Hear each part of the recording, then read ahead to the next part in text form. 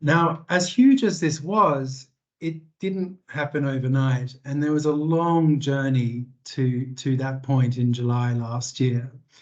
And indeed, one could say it's a culmination of decades of advocacy and work, including by UNEP and by many of us on this call and the stakeholders and partners that we work with. And ever since the 1972 Stockholm Declaration, one has seen a greening of human rights, if we could put it in those terms, laddering up to that resolution in New York in the General Assembly. And then just before that, in October 2021, we also had a resolution of the Human Rights Council on the same, recognizing the right in Geneva. I said that there's been this greening of human rights over the last sort of, let's say, 5 decades, because when the human rights architecture was created, tracking back to the 1940s with the Universal Declaration on Human Rights, like many of the instruments we work with, environment was not really, or was not, considered in that architecture. And so ever since the Stockholm Declaration and the creation of UNEP, we've seen that greening of human rights to the point now where the right to a healthy environment is recognized in over 80% of member states. We also see it and when I say recognized by over 80%, I mean in their national legal frameworks. We also see it in all regions, or almost all regions, in regional human rights treaties. Fast forward to now, we're seeing a sort of influence of this acceleration of the right to a healthy environment now that it has been universally recognized, elevating it alongside other universally recognized human rights. At the national level, we're seeing some countries recognizing the right, countries that had not in that 80-20% split. Some of the bigger countries had not. So Canada and Australia are now in advanced stages of recognizing the right. Australia at the subnational level, Canada at the national level. Just today, Client Earth called for an environmental rights bill in the UK, reflecting a growing conversation in that member state too about recognizing the right. We've seen cases, judges, courageous judges, asserting the right to a healthy environment or elements of the right, including the Supreme Court of Hawaii earlier this year, asserting a right to a safe climate. We have contacts in NGOs who are sharpening their pencils from Thailand to the UK to bring air pollution cases. So the right is finding expression and finding life in courtrooms around the world. At the intergovernmental level, we also see this right accelerating. The Global Biodiversity Framework has a rights-based approach and even explicit recognition of this right that was recognized by the Assembly, hardwired throughout the goals and targets of that framework. And similarly, in COP20, the COP27 outcome document, the right is referred to, and we see it surfacing in negotiations and conversations in the Plastics INC, and then in other instruments such as the Declaration on Future Generations. Our focus now in UNEP is implementation, implementation, implementation to make this right a reality. You'll hear from Soo-Young about our priorities and particularly linking it to what that means for our work on pollution, which is the focus of this dialogue. So I won't go into details other than to say we have a comprehensive program of work to make the right a reality. We're very keen to work with anybody on this call and across UNEP. And in that vein, let me sort of put a plea out and a sort of request to all of us. If you are working on human rights, this is quite a technical area, and as you can imagine, a very politically sensitive area, particularly as we support the international community to unpack what these elements of the right to a healthy environment are. So all of us will work on human rights, but if you are doing anything, don't hesitate to reach out to us. We really want to work with you to help make this right a reality and to mobilize the right to help beat pollution. So with that, back to you, Carlotta. Thank you so much. So the two presentations from Soo-Young Hwang and Maria Cristina Zucca will be shared in PDF format in this chat right after the presentation. And then also just to let you know that we are recording this session and it's being everything shared and posted, including the climate action dialogues in this page on the internet. So you will have permanent access to all these sessions. So without further ado, and also just to announce that dialogue number 4 will be also focusing on air pollution, which I think it's very timely because of the celebration of the Clean Air for Blue Skies Days in 7 September. So thank you so much. And Soo-Young Hwang, your turn. Thank you. Floor is yours. Okay, thank you, Carlotta. So let me just share my screen.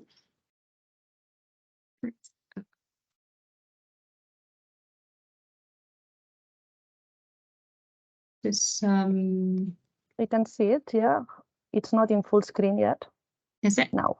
You see it? Okay, perfect. great. Thank you. Okay, thank you. And thank you so much for having us here. And thanks to Andy for the overview of what we are happening. So what's happening in this area. So today I thought I will be actually focusing on the right to a healthy environment and pollution. So that what does that mean for what does a right to a healthy environment mean for pollution? So I'll be focusing more on the non-toxic environment as a component of the right to a healthy environment. So one of the things that we notice about the relationship between the right to healthy environment and pollution is interesting. It's quite relatively overlooked compared to other environmental areas, despite there's the matter of human rights harm and the violations of human rights issues is very much evident in many cases. Is air pollution issues, people's right to health and life is undermined and threatened. But this is an area I think we need to actually work on a bit more on to raise awareness about the non-toxic environment as a component of the right to healthy environment. And also another characteristic of pollution in the context of the right to healthy environment is there's a lot of issues related to this marginalized communities and certain populations being having to suffer disproportionately from the pollution issues, such as land pollution or the chemicals or the air pollution. And also this pollution and the right to the environment issues relate to the environmental defenders issues, as we see there are a lot of defenders, land defenders working to keep us clean soil, and also the water defenders are trying to keep their water safe to drink and safe to use for their other purposes. So today I wanted to focus on like 3 very specific cases that it's where the human rights issues and the right to a healthy environment is applied in many different levels. So I'll start with the first one on the air pollution. So I'm really glad actually the next dialogue will be on air pollution, because this is actually really the issue that we see a lot in relation to pollution. So this air pollution issue, some of you may know and may have read on the newspapers about this little girl who actually died about 10 years ago from asthma. First of all, her cause of death was asthma, but then there was a legal battle and there was a lot of pleas from the environmental activists and her mother, who was a normal mother supporting her family, but turned out to be an environmental human rights defender now. They worked so hard actually to correct her death certificate. Now she's the first one actually in the UK actually which says her cause of death is air pollution. So all this issue led actually to the legislation which is pending in the UK Parliament for the moment.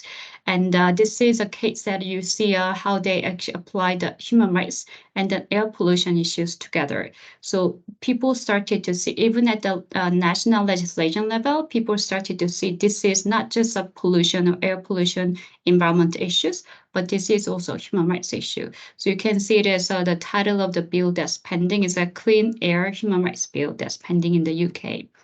And the next case I want to share is Another famous case is a lot of you may know that the U.S. is nuclear testing in the Marshall Islands.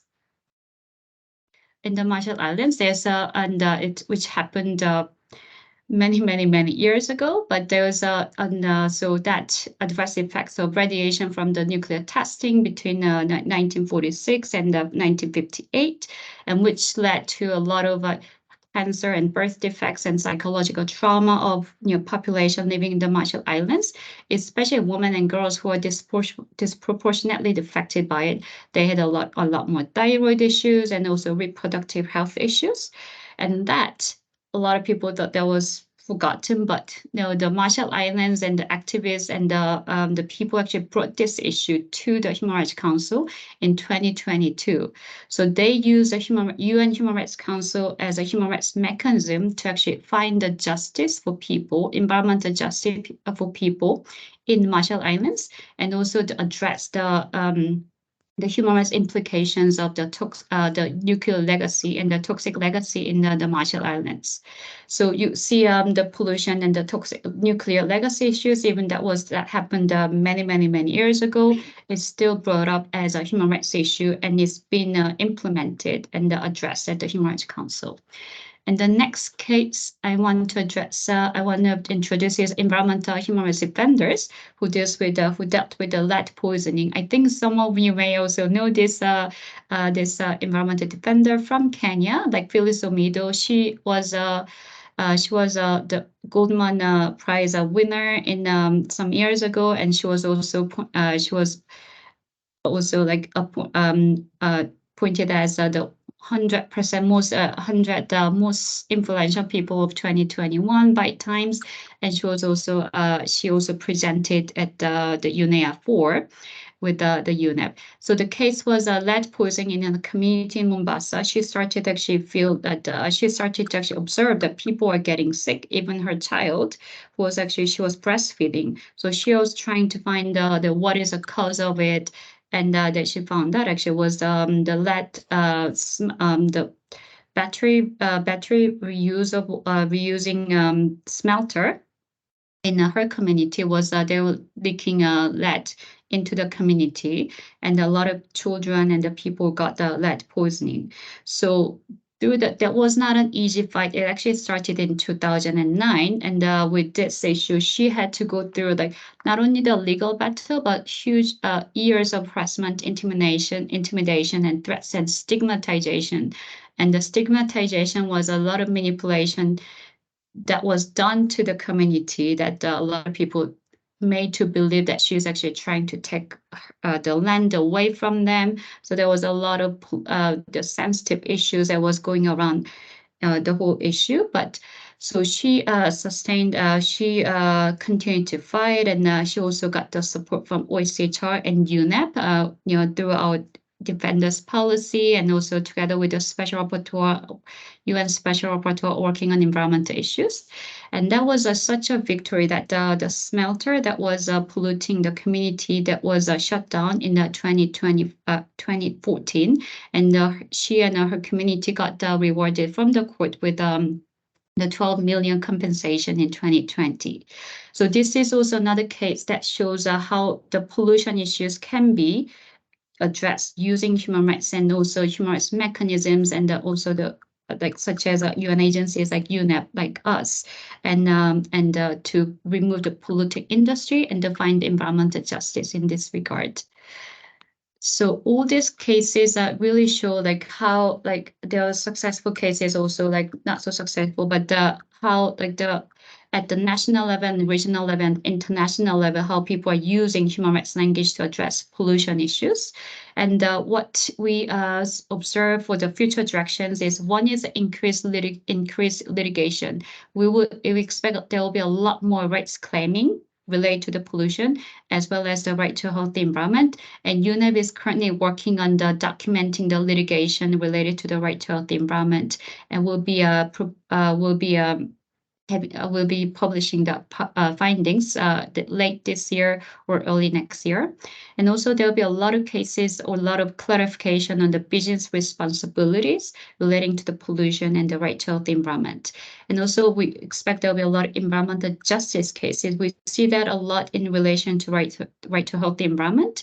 For instance, the U.S. and Canada recently they passed a bill on the environment and on the environmental issues, but they were very explicit about finding environmental justice that is focusing more on the populations and the communities that is traditionally like marginalized, and they had the disproportionate impact from the pollution and the environmental harm.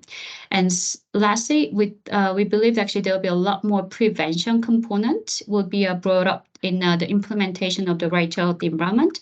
Traditionally, human rights is not very good at preventing the future harm, but a lot of environmental issues, pollution and the climate and all the other issues, the prevention is really, really the key. So I think the human rights community is changing to actually focus more on the prevention side of it. And the next steps for UNEP is, as Andy mentioned, this implementation of the right to healthy environment. And in the way how we want to go about implementing the right is one is through advancing normative and policy development around the right to healthy environment, such as there are more opportunities. There will be a climate COP and also the CBD and the implementation of the GVF, and there will be a declaration on future generations, and there will be UNEA next year. And also advancing substantive understanding of the right to a healthy environment, such as what is we have a understanding of what that means, what are the components of the right to a healthy environment, but that needs to be studied further, and we need to raise awareness more about that issue and also how to implement it. And for example, that will be done through the publication of the UNEP Spotlight publication on the right to healthy environment to be published next year. And also it will involve a cooperation with multilateral environmental agreements, as we've worked with Minamata, PRS, and many other MEA secretariats, and also human rights bodies and UN entities. And we'll continue supporting states and rights holders. And lastly, we want to enhance our UNEP internal coordination, as Andy mentioned in the beginning, that we would be very happy to answer to help for you to implement the right, and also for you to integrate the right to healthy environment in your work. So feel free to reach out to us at any time, and I'll stop here, and back to you, Carlota. Thank you. Thank you so much. So interesting. I'm just giving the floor directly to Cristina Zucca. And thank you so much, Soo-Young. Very, very, very, very useful. Thanks.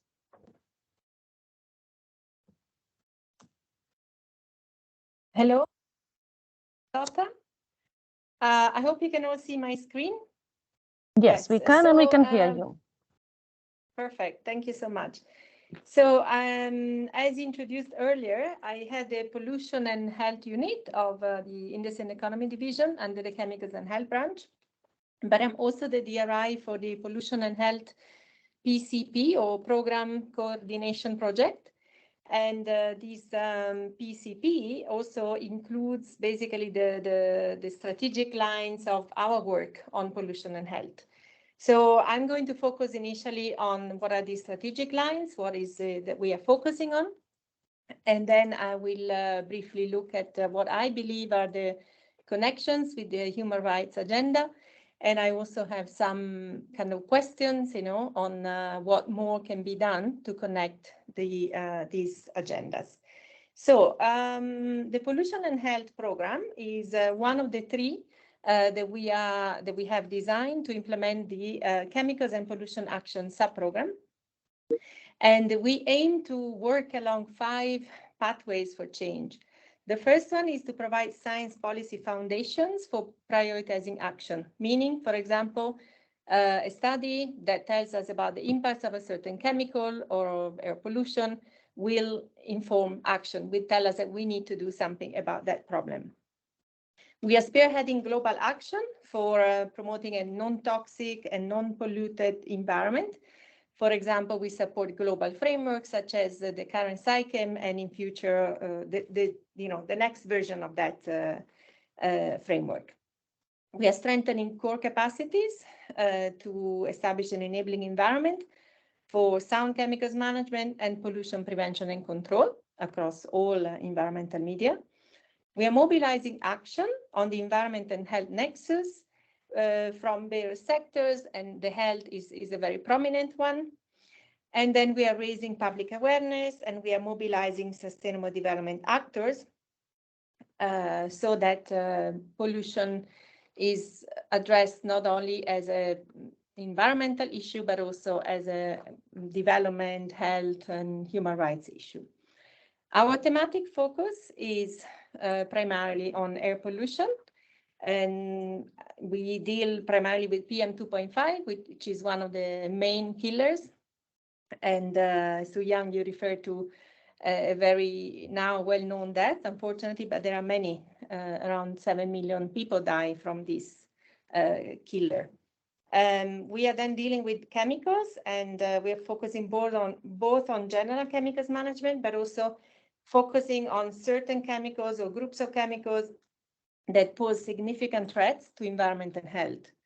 We are dealing with antimicrobial resistance, which is also a pollution issue because it's influenced by water pollution, soil pollution, and excessive use of certain antimicrobials as a general term. We deal with source-to-sea pollution, which includes water pollution, soil pollution, marine pollution, and disasters and conflict-related pollution. Sorry, I'm trying to go to the next slide, but it's not moving. Why is it not moving? Okay. Yes. So you may know that in the program of work we have for each sub-program, we have an overall vision, we have 2025 outcomes, and then we have some direct outcomes. And with this program, we are focusing on the overall ambition of a pollution-free planet. We are contributing to two connected outcomes. One has to do with 3A, human health and environment outcomes are optimized through enhanced capacity and leadership in the sound management of chemicals and waste.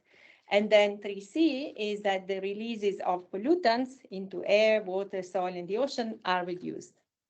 In order to achieve that, we work on certain direct outcomes. On one hand, we focus on shifting policies towards the sound management of chemicals and waste. We also have a dedicated towards zero waste program, but here we're dealing with more chemical-related waste. We are dealing with land-based sources of pollution which need to be reduced. I mentioned about air pollution action. We deal with general institutional capacity to act on international commitments, for example, MEA implementation. We also aim to reduce the use of harmful chemicals in products and in processes. We also want to contribute to collective action of United Nations, meaning we want to mobilize and we want to mainstream pollution prevention in their action. And then in general, we want to do global advocacy so as we reach a toxic-free environment. Trying to move to the next slide. And where is it?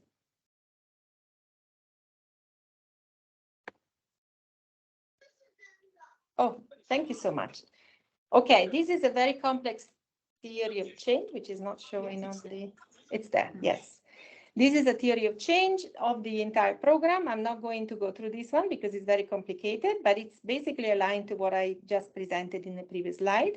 And you will see on the bottom in that red rectangle, the projects that we plan to have in place. Some of them are already developed, some are pre-existing projects, and some are being developed. This is the list, the full list of projects. I can go through them by colors because they are organized by topics. So we have the air quality project, UNEP-wide. All of these projects are developed and implemented with the contribution of all relevant divisions and regional offices. All the projects in blue relate to chemicals management. So we do provide support to the SciChem through the Secretariat. We provide support to the establishment of a science policy panel on chemicals, waste, pollution prevention, which is as a result of UNEP 5. And in this context, we are supporting a sort of negotiation process. It's not really an INC, but it's a member state-driven process, which will eventually lead to establishing such panel, which will be able to provide a very strong science policy basis for action in this field. And from what I understand, we are looking at strengthening the social studies dimension of this area. So I think it will be very relevant also in the context of human rights. We are providing support to the special program to support institutional strengthening on chemicals and waste. And then we are developing a new project on chemicals, environment, and health, which is basically looking at more the substantive efforts that we will undertake to, for example, address lead or other critical chemicals. I already mentioned about work on antimicrobial resistance, source to sea pollution, and disasters and conflict-related pollution. We also have a very large GEF portfolio, which touches on many chemicals and waste issues addressed by MEAs, and also some cross-cutting and sectoral issues.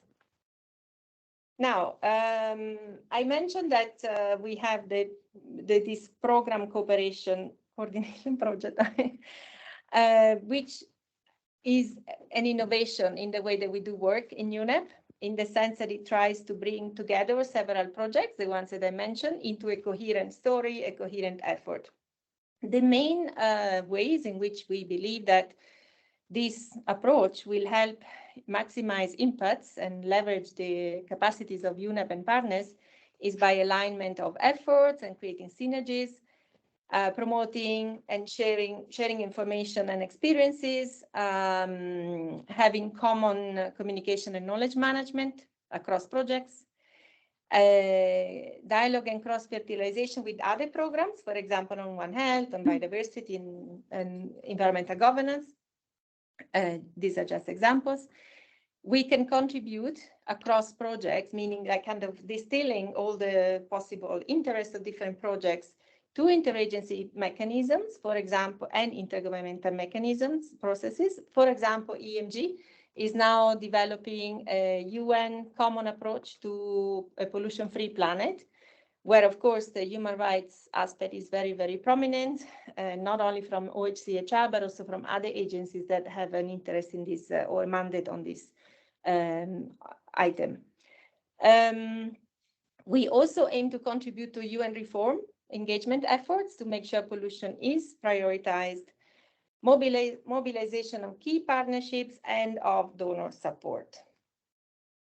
Okay, now I just would like to say that in the document that we have recently developed and has been approved by the SMP or by the CAG, but basically by UNEP, we have a very explicit focus on human rights. We want to focus on a human rights-based approach in implementation, but we also aim at contributing to the protection of human rights through the results that we will achieve with our projects. So this that you see on this slide is text taken from the PCP.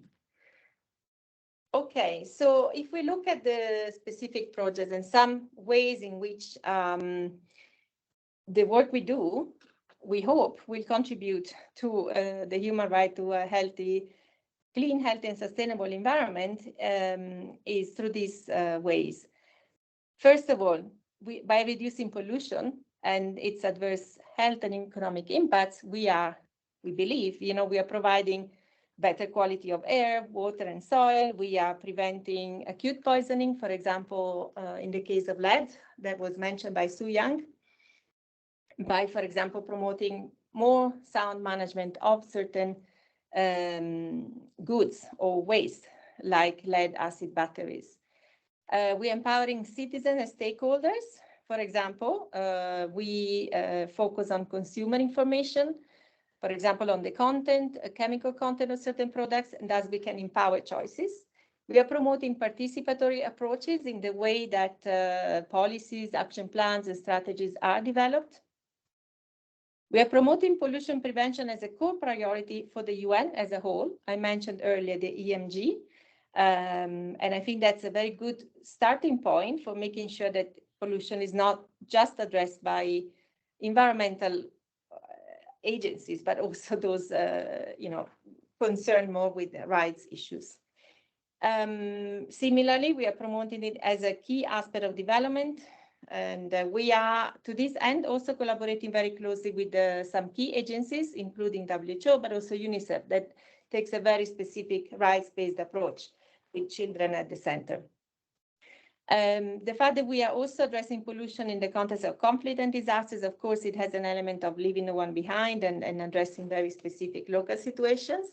And then finally, for example, in the context of the future cycle, we call it Beyond 2020 framework, though we don't yet have a name, because in this year in September, we will have a decision on what this framework will look like and will be called. In that context, we have a multi-stakeholder approach to strengthening the sound management of chemicals and waste. And in that context, already in the text that is being negotiated, there are a lot of references to human rights, although most of them in brackets, so we will still have to see. But the point is that chemicals is not seen only an environmental issue, but it's a labor issue, it's a health issue, and it's a human rights issue. But of course, there is space to do more to make sure that it is fully seen as a human rights issue.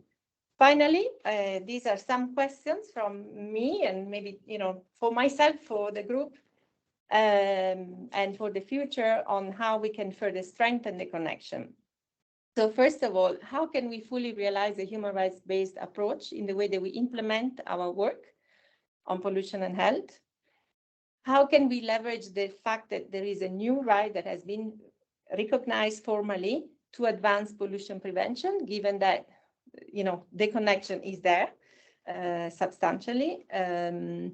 What can we do in our work on pollution and health to further advance this human right? How can we leverage to the maximum the EMG and other processes so that we create a stronger nexus between pollution, health, and human rights? And finally, how can we engage industry? Because, of course, industry can take action to support both pollution prevention and better respect of human rights. These are just some ideas for brainstorming. And I think I will stop here. And you will see here a link to a Teams channel that we have created, where you will find the full document on for the PCP on pollution and health, and also some other documents. Thank you so much. I will stop sharing.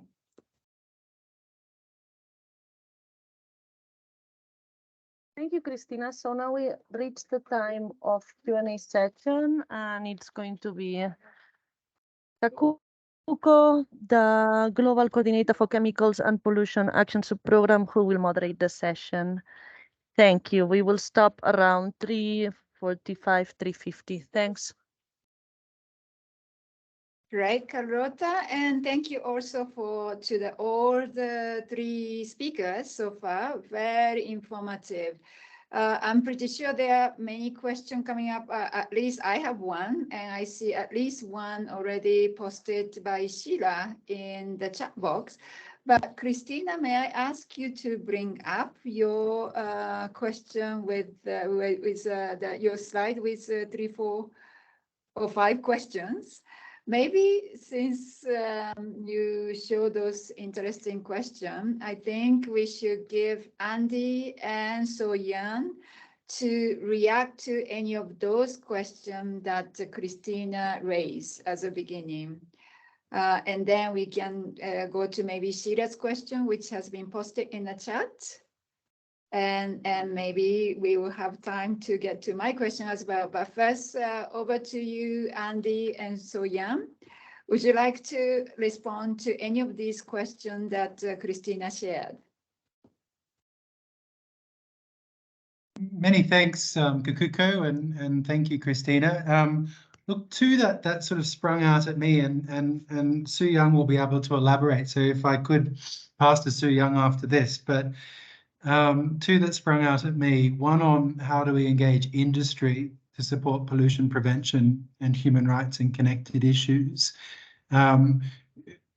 Obviously they are in the driving seat when it comes to how this right is implemented on the ground in their activities. And so we have an ecosystem of guidance already in the human rights architecture. There's the guiding principles on business and human rights, which are kind of the yardstick for how businesses interface with human rights.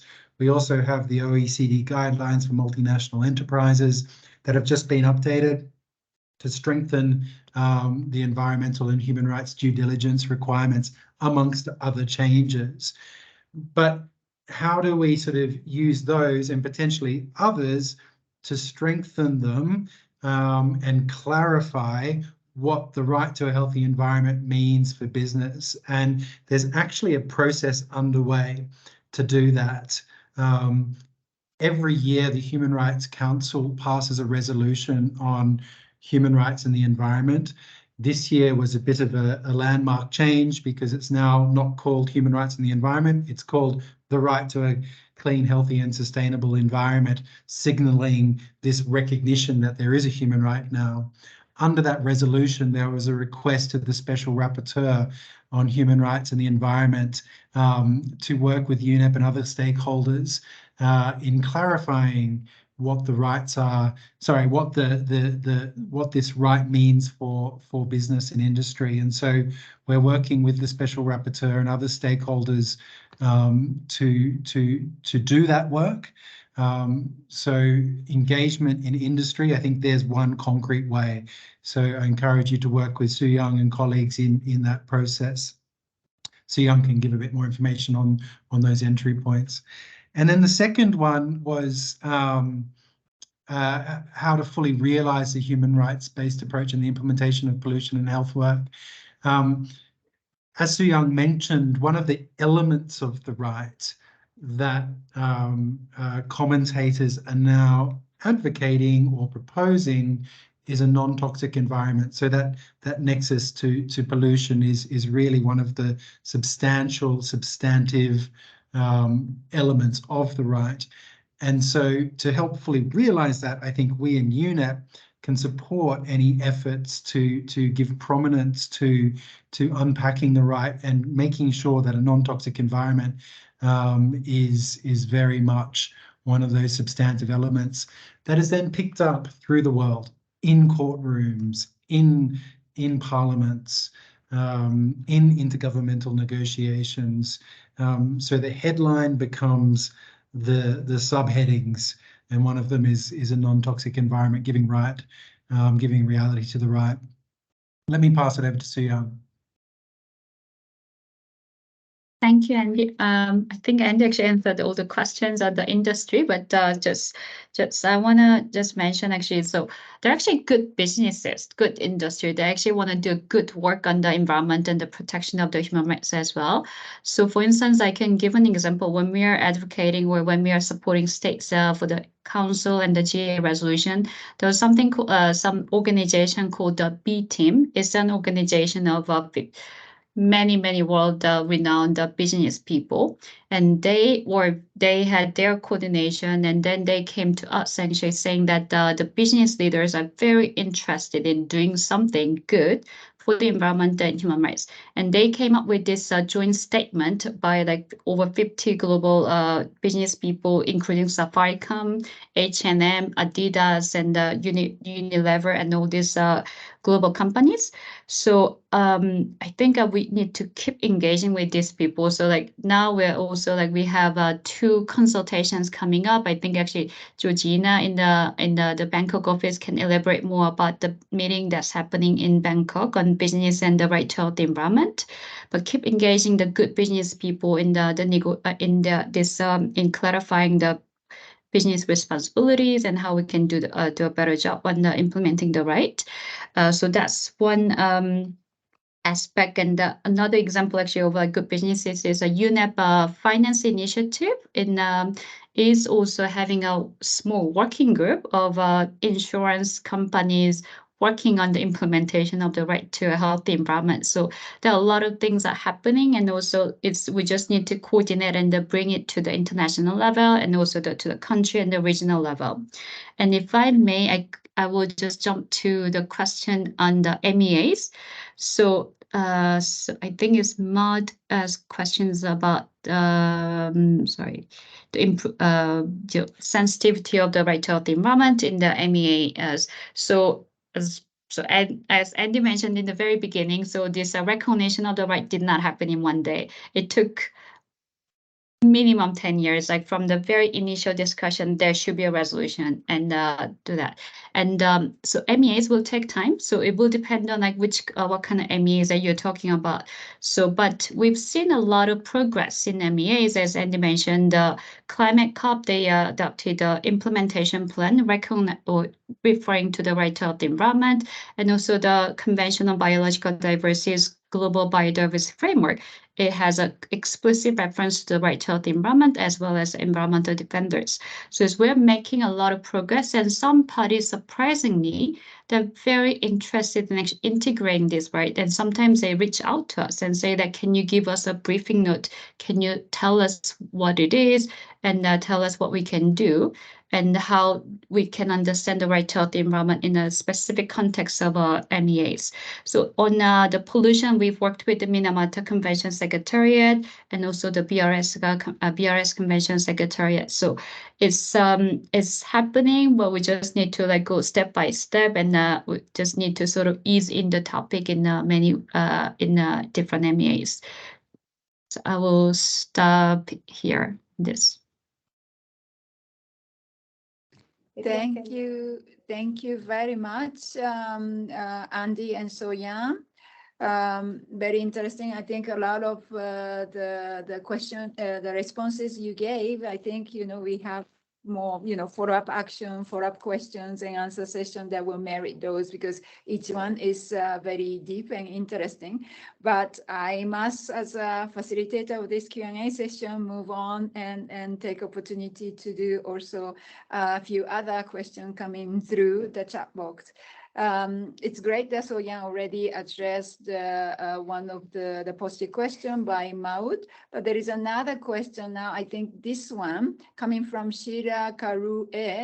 I would like Cristina to try to respond to this question. So Shira is asking, for example, where can a company operating in Africa dealing with agrochemical issue that can potentially be subject to, international control and ban, where can we guide them to get the information about good chemical or less toxic chemicals and get the technical assistance they need to do the switch over?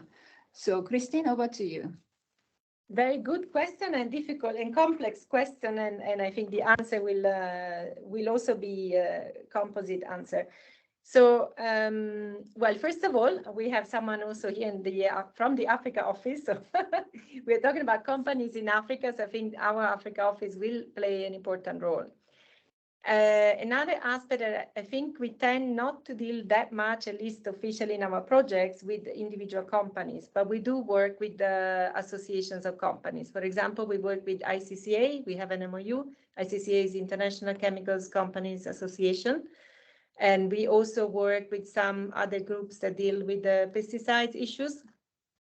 So I think we would need to find the right avenue and the right way to engage. There are several publications, one in particular recently, well, a couple of years ago, that we released on pesticides and fertilizers impacts on the environment that might, provide some useful information, but there is a lot more that is being done both by FAO and colleagues in UNEP, including in the context of food systems. There could be MEA's relevance for these topics, and there could also be issues of illegal trade, but that's maybe more related to the governments, maybe than the companies. So I think there is no one straight answer, but I think there is a lot that can be done by an individual company by, first of all, understanding the issue and understanding the legal implications of the fact that this is something banned in another part of the world. And I also think that platforms such as the SICEM that I mentioned, and by the way, SICEM stands for Strategic Approach to International Chemicals Management, and the future framework should play a strong role on this, because they are really aiming at making sure that there is sound management and reduced risks. So the idea is that industry is engaged more and more in this platform, maybe not individual companies, but as groups, as associations. So there should also be ways to engage and participate basically in the action.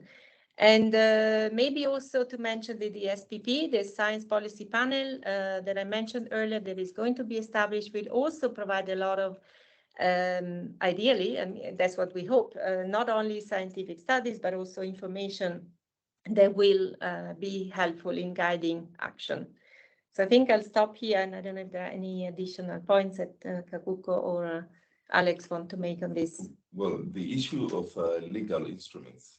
UNEP supporting countries to come up with legislation and regulations for enforcement, because voluntary agreements or voluntary frameworks from industry do not work.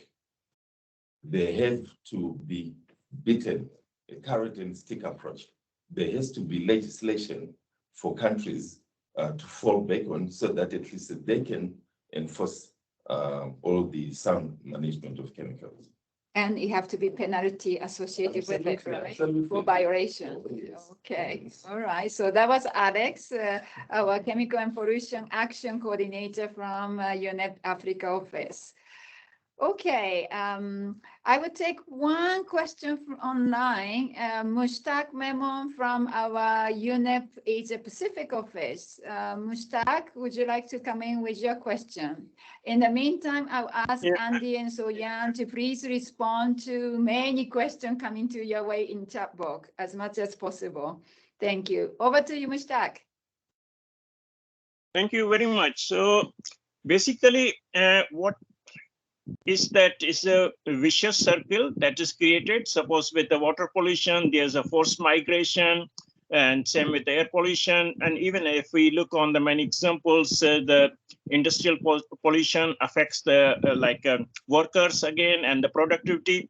So when we turn this vicious circle into the virtuous circle with a systematic human rights approach for a right to the clean environment, so basically, this needs a lot of legal frameworks. And as if we look at the Japan's, for example, 1960s, that they started with the voluntary agreements by the industries themselves, and then they turn into the a mandatory agreements by the government later on.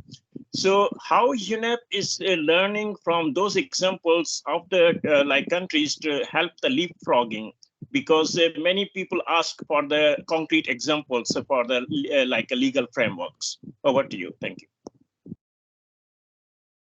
So this one is back to. Sorry, that was a mistake. Okay, this one is back to Andy and Soo-Young. Over to you. Thanks, Kiko, and thanks for the question. Mushtaq, great to see you again. It's been too long. To that, yeah, absolutely. You know, this is a huge need for countries for dedicated technical support on crafting robust legal frameworks. However those are defined, you know, every jurisdiction is different, but robust legal frameworks that help a country implement their commitments, goals, and targets and obligations. What I would point you to, and to all colleagues, is the revamped Montevideo Environmental Law Program. So this is a flagship program for UNEP. It's led by the Law Division, working with the regional offices. And what it does, it provides an intergovernmental program for countries to request technical support on strengthening their legal frameworks. Under the program, It also has work programs that are set every 2 years by national focal points under the guidance of a steering committee for implementation. But these work programs commit UNEP, working with partners, to develop those guidelines for countries so that they know what's available and what other countries are doing. For example, we've developed guidelines on air quality legislation. We're developing guidelines on plastic legislation. We've developed guidelines on lead in paint, so on and so forth. But anyway, the key headline message for all colleagues is if you are aware of a country wanting technical assistance, please direct them to the Montevideo program so that they can make those requests. We have a trust fund, we have support, and we can provide that assistance working with partners and regional offices. I'm going to put a link in the chat box. Over. Excellent, Andy. Okay, so with that, we run out of the time of Q&A session. So I'll return the microphone to Carlota. But before I do that, I would like to end this session by thanking Carlota Arva of the UNEP Communication Division. Saying that thank you, big thank you to Carlota, because this is the last pollution dialogue session that she will be facilitating and helping us with in her current capacity. She will stay still with the UNEP, but she will move to another exciting assignment within the organization. So big thank you to you, Carlota, and back to you. Thank you, Lolita, and colleagues, thank you for joining. You will see that Soo-Young has posted a link to an introductory note on the right to a healthy environment. I highly recommend it. Me, that I'm not an expert, I read it, and it's really useful to understand the basics. And yeah, I'm reposting as well the link to the presentations and recordings and the upcoming sessions of the climate and the pollution dialogues. There you also will find the presentations and the different contacts of the colleagues that have spoken in the different sessions. So please just refer to that link for further comments. Also, colleagues David Raine and Soo-Young and Cristina, if you have time, there is still some pending questions on the chat that maybe you can just reply directly in it. Thank you so much, and you will receive an invitation for dialogue for soon on air pollution and UNEP's work on that. Thank you so much, and have a lovely afternoon, evening, and morning if you connect from the Americas. Thank you. Bye. Bye, everyone. Bye. Thank you. Thank you. Thank you, Andy. Thank you. Bye.